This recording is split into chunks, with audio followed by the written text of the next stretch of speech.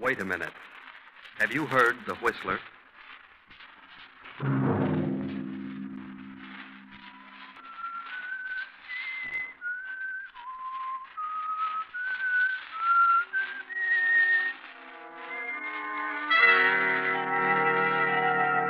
I'm the whistler.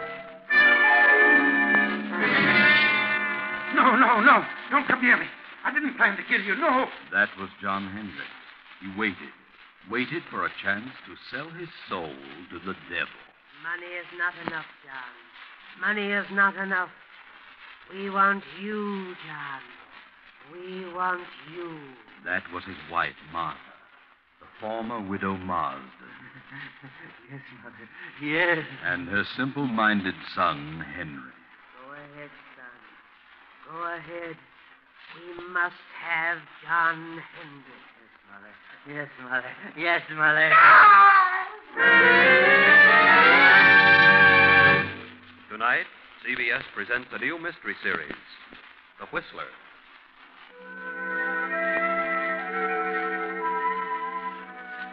And I, the whistler, know many things, for I walk by night. I know many strange tales, many secrets hidden in the hearts of men and women who have stepped into the shadows. I know the nameless terrors of which they dare not speak. And so I tell you tonight the strange story of Retribution. Gaze up this muddy, rain-splattered road. A small, lonely stone building appears against the lightened street sky. The dismal courthouse of a southern village. The village of Marsenburn. It is nearly midnight. A trial is in progress. A murder trial. John Hendricks is on trial for his life. The state versus Hendricks. Killed his wife and stepson. He killed his wife and her simple-minded son, Henry, for the $10,000 in cash she kept in her big house on the outskirts of town. Open the door.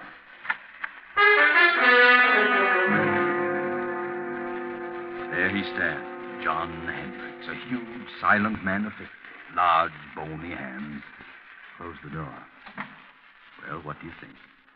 Does he look like a murderer? The prosecutor is closing his argument. Ladies and gentlemen of the jury, it has been proven that Mrs. Hendricks had no current bank account. It has been proven that she did have a large sum of money which she kept on her estate. John Hendricks knew of this money and attempted to steal it, was caught in the act, and killed them both in order to cover up the theft. It was not a tramp who killed that old gray-haired lady and her simple son. There was only one intruder, one thief, one murderer. And there he sits, ladies and gentlemen. There he sits in all his guilt, a vicious killer, a murderer. There is only one decision for you to make. There is only one penalty that can erase from this countryside the stigma of this fiendish crime. One penalty for this axe murderer, John Hendricks. And that penalty is death. The state rests.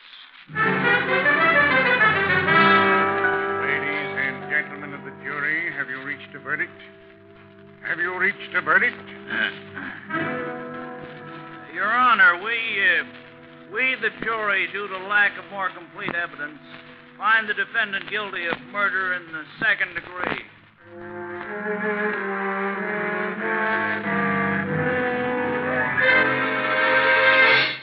Second degree. Cheated death. You'll get life. Surprised? Of course you are. But it had to be. Yes, it had to be. I know.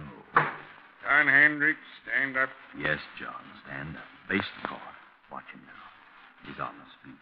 John Hendricks, I wish to state that I am not in accord with the findings of this jury. However, there's nothing for me to do but sentence you to the state penitentiary for the remainder of your natural life.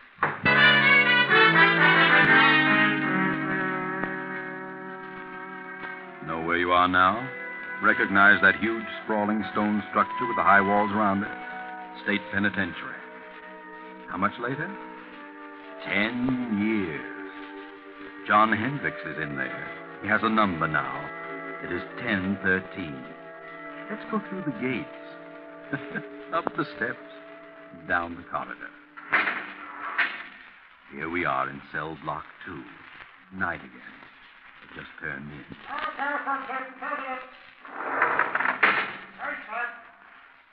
This has been going on for 10 years for John Hendry, 1013, and his cellmate Bill, 1014. Bill, 1014, is a gangster, or rather, he was. But he's changed during the 5 years he's been here. Bill has decided to go straight if he ever gets out, which is very doubtful. But he holds no resentment, has become more or less happy. Bill started reading here, philosophy and so forth. He's changed. But what about John Hendry? Oh, no. Not Hendry. Because he has a plan. He has a purpose. Move closer to the cell door and listen. All I got to say, Bill, is I think you're crazy enough to make the try with me. That's a matter of opinion, John. But it'll be simple. I got everything all set. It's all fixed. Not a chance of a slip-up. All fixed? Who with? Well, a friend of mine. Oh, I see. Crooked guard. Huh? No, he ain't a guard. Don't tell me you got it fixed with a warden. What difference does it make who it is so long as the whole thing is set and fixed? Well, you've got to have some help, inside or out. Oh, Hendricks, I think you're nuts. You're stir crazy. I'm getting out of this place. I got a reason, a good reason. I got something waiting for me outside, something I can enjoy, something that belongs to me. I'm the only one that knows where it is, and I'm going out. You're in here for a good long time, Bev, and if you don't want to go with me, you can stay and rot. Look, Hendricks, I still think you're nuts. All right, what of it? I got the right dope, ain't I? And it'll work. Suppose it does. Suppose you find this money hidden away on the old lady's estate. What good will it do you? You killed her and her son to get it, didn't you? That's a lie. I didn't. Didn't kill anybody. I say you did. It ain't true, not a word of it. But I know where the money is. Okay, you can break out. You can have the money, but... Well, I've done a lot of reading and thinking since I've been here. Ah, you gone soft. Maybe so. But I know this much now. If I ever do get out, I'll do things a lot different. Believe me, Hendricks, I'll tread the straight and narrow. I've done a lot of things that I'm sure sorry for now. I can't undo them. But I won't do them again. No, sir, I'll do things different. Not the way I did them before. Ah, you just got religion, but it won't get you out. Maybe not, but I'm resigned. I got exactly what's coming to me. And believe me, Hendricks, so will you. So will you. If you break out, they'll have you back one way or another. You watch and see. Well, I'm going, so you watch and see. Watch and see.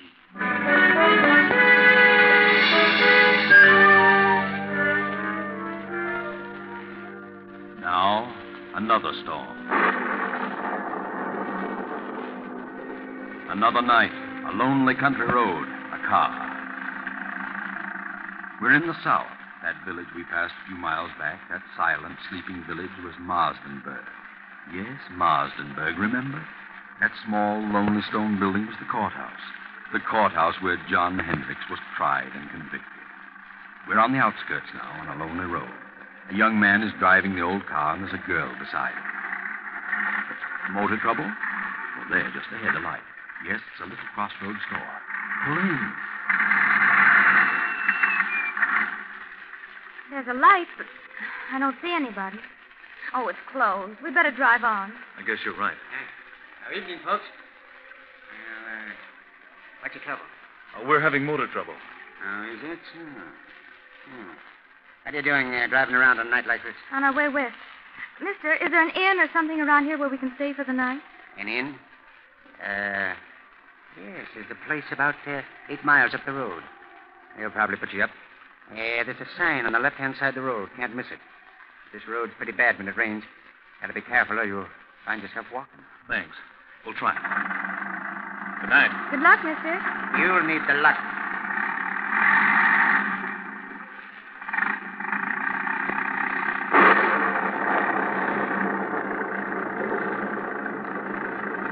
The storm is increasing now. The muddy road sparkles in the flashes of lightning. The tall, dark trees sway back and forth in the fury of the storm like moaning lost souls.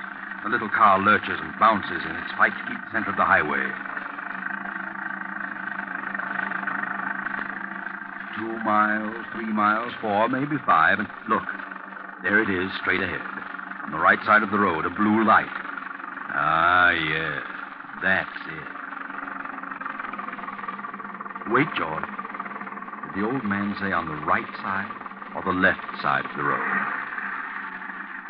George, what's wrong? I don't know. The distributor must have gotten wet. Look, George. What? That blue light we saw, it's gone. Where is it? We must have passed it. Well, we couldn't have. I was looking right at it. It seemed as though it just disappeared in the thin air. I'd better turn in here. This motor won't last much longer. Guess so. I can't see a thing. No, Can you? it's certainly a desolate-looking place. There must be a house back in there. There it is. Look, there's a driveway. 20 feet ahead. Oh, yeah. Well, this motor's about to conk out. We'd better drive in and see what we can find. Yes. Drive in, George. You'll find something. That's right. Through the gate. Make the curve. Hurry. There goes a motor. A little more. Now. Oh, we just made it. Thank heaven. Yes, that's right. Always thank heaven at a time like this. All right. Get out and go up on the porch. Now, let me help you. I'm all right. What do we do with the bags? We'll leave them here in the car till we find out if there's anyone here. Come on.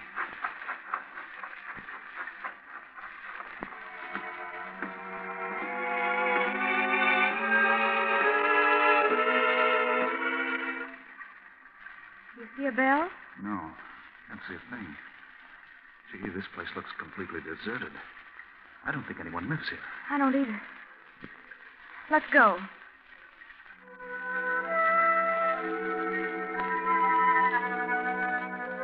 You're listening to The Whistler.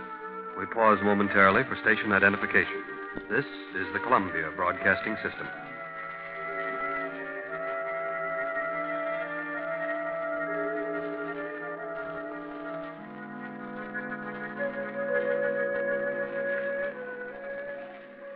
George, let's don't knock. I don't like this place. Let's go on. How with a dead motor? Where could we go? I'll knock. Well, all right. Ah, that's right.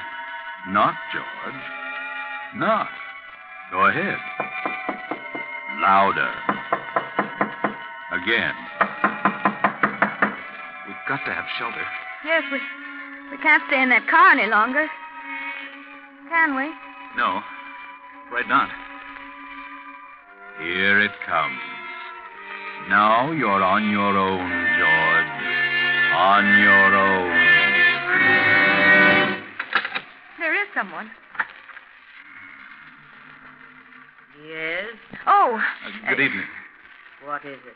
Well, you see, our car... Yes, our car stalled. And we can't go any farther, and it's such a terrible night out that we thought we could stop here for the evening. Stop here? Why, yes, we saw your light and... Light? What light? Why, the little neon out in front. There is no light. Well, have you a room? Yes, there is a room. Well, could we come in? I mean, it's awfully wet out here. You may come in, if you wish. Oh, thank you. Well, this is quite a relief. We were afraid you'd closed up for the night, especially when all the lights were out. Are the lights out? Yes, you see. Huh? Of course the lights are out. Oh, I didn't know. You do take tourists. Do we? Oh, yes, that's what they told us. Who told you? Well, the old man at the little store back at the crossroads. Little store? Yes, at the crossroad about 5 miles back. You know where the crossroad is, don't you? There is no store at the crossroads. There isn't? No. I see. Look, madam, would you mind turning on the lights? I can't see a thing. We have no lights here. No light. Give me a flashlight, Jim. She means there's no electricity. No. There is no light here. Well, throw the flash around. There must be a lamp. No. Don't make a light. We see well in the dark. We? Who's we? Is there someone else in the house? My son. Oh, he's going to bed? No. He is standing beside you. Beside who? You. Son. Yes, Lily? Oh! Gee, give me that flashlight. Got it. You got it. Oh, yeah. How long have you been standing there, Bub? Since you came in. Is that so? Well, I didn't see you. You make a noise like a spook. Who are you? What is your name? George Kimball. This is my wife, Joan. We're on our way west with travelers. Travelers? So are we. What? Quiet, son. Quiet. No, let him talk. He's quiet enough. How long have you folks been living here? We lived here all our lives. Say, how about closing the door? Is the door open? Why, of course it's... What? George! Now, take it easy, Joan. Don't get excited. Oh, look, madam, there's a candle on that table over there by the fireplace. Is there? Yes, and if you don't mind, I'm going to light it. Please don't. Oh, wait a minute. If you want us to stay here, we insist that we have some light. You want us to stay here, don't you? Do we? Do we, son? Yes, Mother. What are you looking at me for? Yes, Mother. Without light? Yes, Mother. George, let's go. I don't want to stay here tonight. This place doesn't look good to me. There has been no good here for many years. See what I mean, George? I don't get it. You don't seem to want us, yet your son does. How do you make any money that way? We don't make money. You don't? You mean you haven't had any guests lately? No, not for many years. Well, you can't expect any if you act like this. But we do expect a guest. Don't we, son? Yes, Mother. Well, he certainly has a surprise coming. Yes, he has. How many rooms have you? There are many rooms, but only one. Only one? That doesn't make sense. What do you mean? Only one for guests. You mean only one equipped? Yes. Well, then if you've got it reserved for this guest you expect, what are we going to do? There is an inn farther along the road. They have rooms. They will take care of you. It will be best for us. Our distributor got wet, so our car won't run. Where is your car? Right there at the foot of the steps. I see no car. You don't? Why, it's standing right... Joan. George, where is it? It's gone. Holy smoke, it is gone. But where? How? I didn't hear a sound. It must have rolled ahead. Well, throw your light around. Not a sign of it. Say, what goes on here? Son, Yes, Mother. you move the car. Yes, Mother. I understand, son. I understand. Wait a minute. Your son moved it? How could he? The motor won't even run. And even if it would, we didn't hear a sound. No sound. How did you move it? I don't know. Oh, that's a fine thing. Here we are in a place where they don't want us and no way of leaving. Well, you've got us on your hands now. You'll have to make the best of it. No, George, no. We'll leave. Nonsense. This is all silly. Come on, let's have some light and cut out the monkey business. Wait. Son, what have we decided? Yes, Mother. We decided yes. Very well, if you wish. If you wish, you may stay. Stay until... Until when? All night? Yes, Mother. If you wish. Oh, that's better. That's more like it. Now I'll light this candle. There we are. George, look. Well, look at the dust and the cobwebs. This place looks deserted, like an old cellar. Well, how about the room? Do we get it, or the guests are expecting it? There is another room that will do, perhaps. Well, could we see it? Yes. And by the way, how much do you charge? We charge nothing. You charge nothing. Nothing. Sounds silly, but it's right for us. We're running short anyway. Well, let's see the room. Very well. It is upstairs. After you, madam. No. You go first. Very well. Come on, Joe. Bring that other candle. Come, son. Follow me. Yes, Mother. I never saw so much dust. Well, they must like it. You know, nice clean dust. That room at the head of the stairs. Why, this room was well furnished. Is this the room reserved for your expected guest? No. But you said you had only one room furnished. Who sleeps here? I stay here now. I see. Or do I? It's a nice, soft bed. It was always comfortable. We'll leave you now. Come, son. We must leave them alone now. Yes, Mother. Leave them alone. Good night. Good night. You will lock your door? Huh? yes. We'll lock it. Goodbye. Say, did she say good night or goodbye? I don't know. I thought she said... She did say goodbye. Golly, what a screwy outfit. I wish we hadn't had car trouble. That's what we get for trying to drive in this storm. How much money have we left? Not much. Just enough to get to Los Angeles the way I figure. Once I get there, I know there'll be a job for me. We'll make it, don't worry. You'll see me in a nice job in Hollywood. I'm not worried about seeing you in Hollywood. No? No. I'm just worried about seeing you in the morning.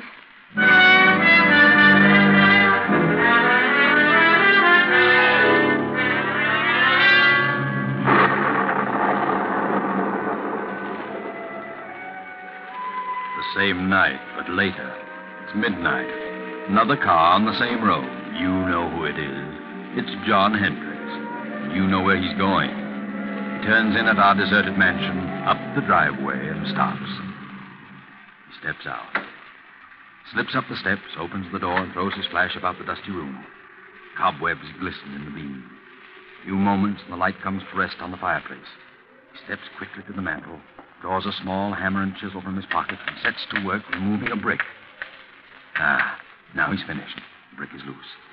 He reaches in and withdraws a heavy yellow envelope. He starts to put it in his pocket, but suddenly freezes in his tracks. He can't move. He turns icy cold. Turn around, Hendricks. Turn around. Look. At the foot of the stairs across the room stands a woman holding a candle, and beside her a grinning youth holding an axe. Turn around, Hendricks. Look at their heads covered with blood. Turn around. John Hendricks murderer. John Hendricks thief. Martha. Yes, John. Henry. Yes, John. No. We've come for you, John, the same way you came for us. We've been waiting for you, John. We knew you'd come back for the money. We've been waiting. We've come to take you, John. No. Please don't come near me. Please. You must suffer, John, as we have suffered. I've suffered. Not enough, John. Not enough. I didn't mean to do it. I didn't plan to kill you. I went mad, lost my head. No, don't come near me. You can have the money. You can have it. Then give it to us, John. Give us the money. You won't need it now. Come, son. We must have the money, and we must take John. Come, son, come. No. There's the money on the floor. Money is not enough, John. Money is not enough. Go ahead, son. Go ahead. We must have John Hendricks, thief, murderer. Yes, Mother. Yes, Mother. Yes, Mother. No. I'll shoot. Bullets won't stop us.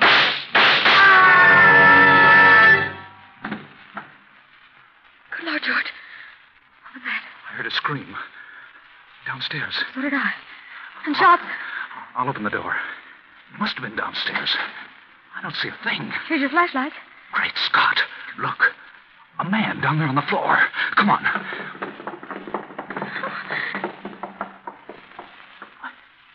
He's dead. Look at the gun. It's been fired. But I don't see a mark on him. Let's get out of here. I'll say, come on. No, you don't. Stand where you are. George! Cops. What's going on here? Hand over that gun. Thanks. What are you doing here? Why, we're stopping here. That is, we're just leaving. I can see that. Know this man on the floor? Know him? Yes. Joan, what's the matter with you? No, we don't. Take we a don't look know at him, him. Frank. Yes, sir. What are you two doing here? Why, we're guests. Yes, we're both guests. Guests? Who's guests? Why, guests, lodgers, tourists, guests of the old lady. What old lady? The old lady that lives here, the old lady and her son. You'll have to cook up a better one than that. What do you mean? Drive here? Where's your car? The son took it. Son, old lady, what are you talking about? They live here. They said they owned this place. We had motor trouble, and they put us up for the night. What about him, Frank? Well, he isn't dead, breathing. Looks like he had a stroke or something. It's him, all right. John Hendricks. Take a look around. See if there's anyone else here. Yes, sir. What's your name? George Kimball. This is my wife. We're on our way to California. Do you know who this man is? Certainly. We've been on his trail. He's an escaped convict. This your gun? No, sir. Did he shoot at you? No, sir. You shoot at him? This gun's been fired, and we heard shots as we turned in the driveway. Not a sight of anyone, sir. Nothing but dust and cobwebs. Look, Campbell, you said there was an old lady and her son here. Sure. They were here all evening. They're not here now. Well, they let us in and showed us to our room. They certainly were here. What did the old lady look like? Well, she had gray hair, wore a house dress and an apron. What did the boy look like? He was a big kid, about 20. Had a round, rosy face, and I think... Well, in fact, I know he was kind of simple-minded. He had a strange laugh, and he had red hair. Well, I'll be darned. What do you think of that, Frank? Golly, gives me the creeps. Why so? Do you know who you've just described? No. The old lady and her son who used to live here. Used to live here? Yeah. They were murdered here 10 years ago. What? Murdered? Sure. This man on the floor was her husband, the boy's stepfather. He was tried for killing them with an axe and stealing her money and bonds. He got off at second degree because of lack of evidence. He escaped a week ago and headed this way. We've been on his trail ever since he entered this county. So you see, Kimball, if there was anybody else here tonight, it must have been a figment of your imagination. This house has been deserted for 10 years. Oh, George. Good Lord. Look, Sergeant. Found this envelope on the back doorstep. It's the money. Well, what do you know? The money and the bonds. Old Martha Hendricks' money. That's why Hendricks came here. But where did they go? The old lady? No place. Because they weren't here, Kimball. Well, better get them out of here and back to headquarters. Oh, wait a minute. Don't leave us. We won't. You're coming along, too.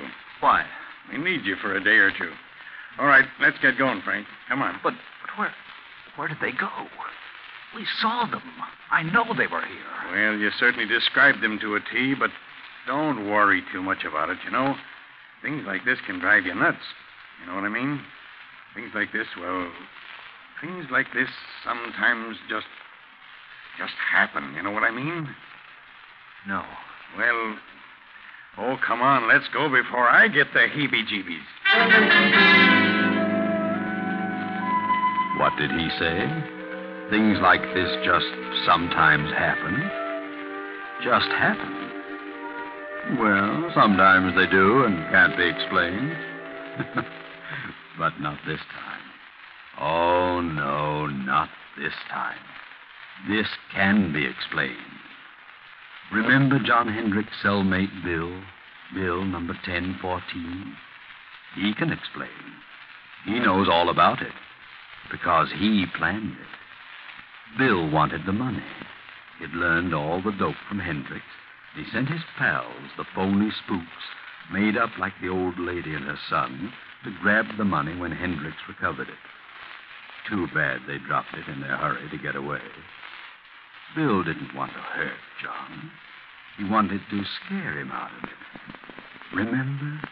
Bill, 1014, had changed. He said he'd never do things the way he'd done them before. And he didn't. Bill meant what he said. Good night.